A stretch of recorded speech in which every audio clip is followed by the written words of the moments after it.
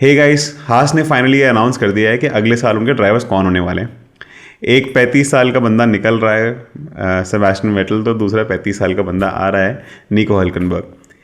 हास ने बोला है कि उनका जो करंट ड्राइवर है Mick Schumacher will not be performing for them, not be driving for them for the next season and they gonna replace him with Nico Hulkenberg. अब जो निको हल्केनबर्ग है उनके बारे में थोड़ा सा लाइट थ्रो करते हैं। Nico Hulkenberg started his racing career with Force India, हमारी फोर्स इंडिया के साथ उन्होंने करियर चालू किया था 2012 के अंदर।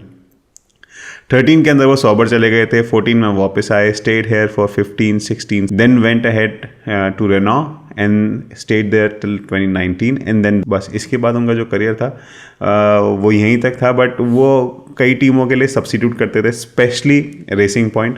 उन्होंने 2020 के अंदर रेसिंग पॉइंट के लिए सर्जियो पेरेज जब कोविड से एक बार बीमार हो गए थे तो उनके लिए सब्सिट्यूट किया था। इस साल भी उन्होंने सेबेस्टियन वेटल को रिप्लेस करा था पहली 2 ग्रांड प्रीज के अंदर, क्योंकि सेबेस्टियन वेटल थोड़े बीमार हो गए थे। आई थिंक हास का मोटिव निको हल्केनबर्ग को बुलाने से ज़्यादा मिक शूमाकर को हटाने का था। Hence they were looking options against Mick Schumacher.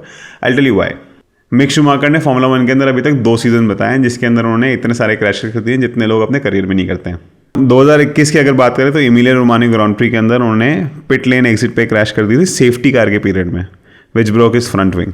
फिर मोनाको के रेस के अंदर उन्होंने एक भयंकर क्रैश करा उनकी गाड़ी को वॉल के अंदर, जिसके कारण मैकेनिक्स भी उनकी गाड़ी क्वालिफाइंग के लिए सही नहीं कर पाए। फिर उन्होंने फ्रेंच ग्रांड प्री की क्वालिफाइंग रेड फ्लैग करा दी क्रैश करके।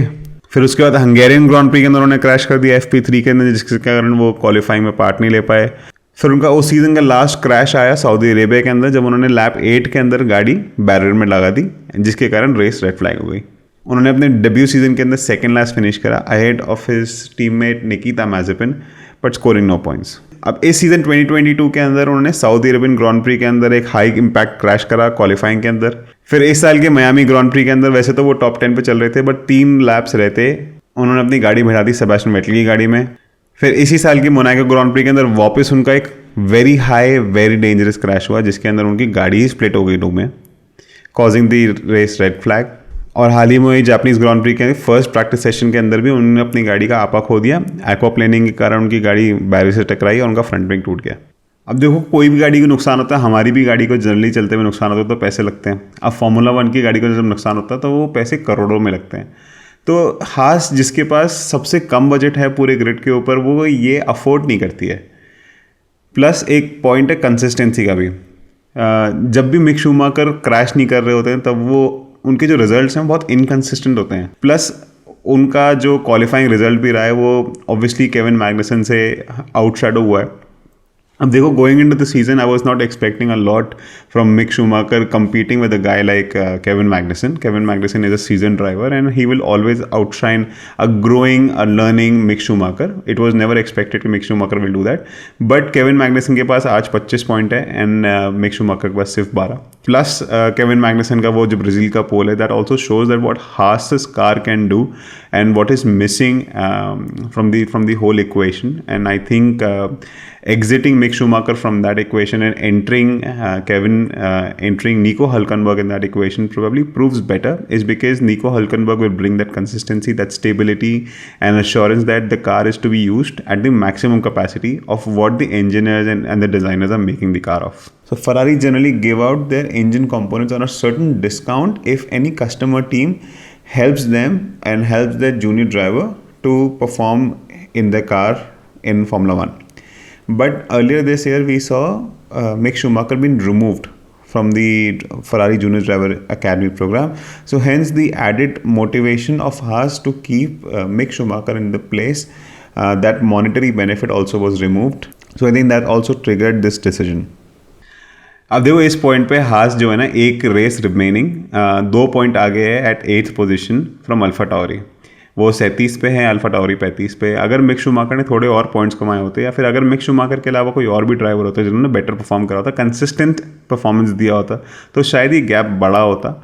अभी नेक्स्ट रेस आने के अंदर बहुत सारी चीज़ें हैं, कुछ भी हो सकता है नेक्स्ट रेस के अंदर, क्या पता वो एक पायदान नीचे भी खिसक जाएँ अगर अल्फा टाउरी के पियर गैस्ली और यूकी त्सुनोडा बेटर परफॉर्म करते हैं। तो इससे क्या फ़र्क पड़ता है ये और आपको देखना इंपॉर्टेंट है।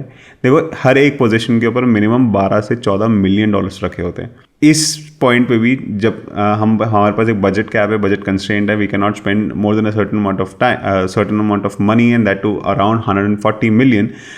उसके अंदर 14 मिलियन का बहुत फर्क पड़ता है। अब एक बड़ी टीम के लिए तो 140 मिलियन एक सरदर्द है कि यार कमती खर्च कैसे करें, बट एक हास जैसी टीम के लिए जिसके पास सबसे छोटा बजट है, उसके लिए 14 million will be a huge amount of money and will push the team in the right direction. They can buy more components, hire more experts, etc. etc. बहुत सारे काम कर सकते हैं which will help them bring up the fight in the midfield.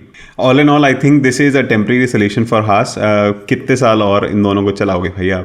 आपको ये भी तो सोचना पड़ेगा कि यार for the future you need to have a drivers program. Haas is the only team right now on the grid which doesn't have a junior driver program. I'm not saying that Haas should spend money over creating a junior drivers program, which we don't know for sure that if it's going to survive or not, but I think they should give opportunities to young drivers. Especially जब हम स्टॉफल वेंडॉन की बात करते हैं तो he is a fantastic driver. उनके stats बहुत ही amazing है। इस साल भी उन्होंने फार्मूला ई के अंदर उनके राइवल, उनके टीममेट निक डिवरीज को हराया है, जो who is bound to become Alpha Tauri driver next year. So other than this, there is F2 champion Felipe Drogovic. You can keep him under radar or train him to become the future Haas driver, or why not try Jehan Daruwala, our favorite, the pride of India. I'm really happy that they didn't select Antonio Giovinazzi from the Ferrari Association, because I believe कि उनका जो stint था वो हो चुका है, and probably Nico Hülkenberg has more fire and more spirit and more things to prove in Formula One. So that he can drive his energy from it. I think that's the only concern that I think Gunther Steiner will have, that how long can that passion of coming back in Formula One remain in the spirit of Nico Hülkenberg, and we are all to see that. So this was my small review and verdict that whatever happened, why it happened. Please tell me in the comments what do you feel, and how do you feel that the relationship of Kevin Magnussen and Nico Hülkenberg will be in the next season, and will Haas be able to improve its result from 8th to a better position in the midfield? Until the next time, guys, please take care of yourself.